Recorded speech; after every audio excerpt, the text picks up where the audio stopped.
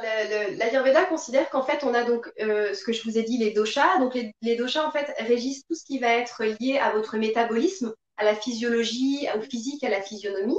Et ensuite, on a les gunas, hein, ce qu'on appelle les qualités de l'esprit. Les gunas qui sont sattviques, rajasiques et tamasiques. D'accord. Là, ce sont les trois qualités de l'esprit qu'on retrouve en fait dans tous les aliments, pareil, hein, dans des pratiques extérieures, dans des thérapies manuelles. On a ces qualités-là, en fait, on les retrouve dans l'alimentation, on les retrouve vraiment dans tout. Et ces qualités, elles régissent par cette fois-ci non plus votre physique, votre, votre, votre physionomie, mais votre psyché et votre état émotionnel.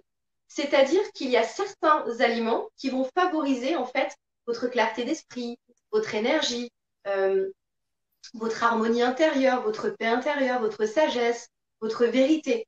Ça, ce seront les aliments dits sattviques. Donc là, on cible, mais ça, on le verra en détail dans le parcours aussi de formation. Là, on cible les trois chakras, en fait, les plus spirituels, entre guillemets. D'accord. Donc, chakra de la gorge, chakra du troisième œil et chakra coronal. Donc, ça, c'est vraiment, en fait, ce qui va vous permettre d'avoir un mental clair, donc de prendre les bonnes décisions, d'avoir du discernement. Donc, dans ces aliments-là, on retrouve, par exemple, euh, le miel, typiquement, le ghee, qui est du beurre clarifié. Donc, c'est du beurre dans lequel, en fait, on a retiré, du coup, la protéine de lait, la caséine. Donc, du coup, ça n'a pas d'impact sur le cholestérol. On retrouve aussi les céréales, les oléagineux, etc. Donc, ça, entre autres, hein, parce que je vous ai fait vraiment un PDF détaillé avec l'alimentation. Euh, mais là, c'est pour vous donner voilà, une idée. Après, donc, on a la qualité de l'esprit qu'on appelle rajasique.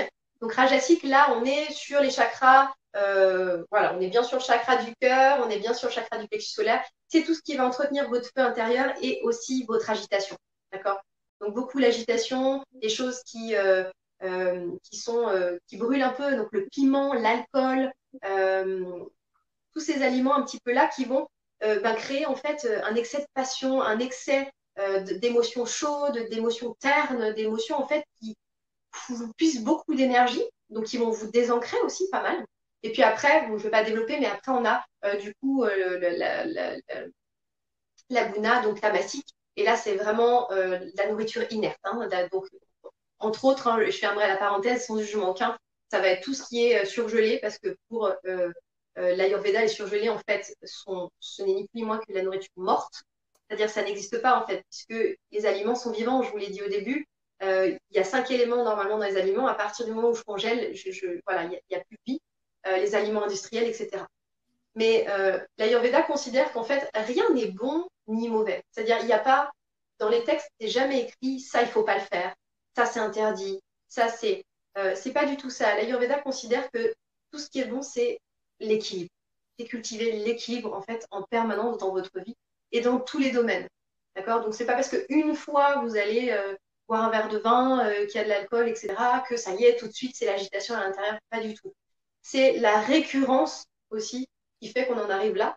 Mais ça nous permet aussi de prendre la pleine responsabilité là, de notre psyché.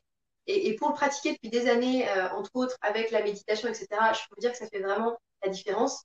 Parce que moi, j'étais quand même, mon burn-out, il vient d'une anxiété chronique, hein, que j'ai jamais voulu reconnaître parce que c'était quelque chose qui n'était pas reconnu dans ma famille.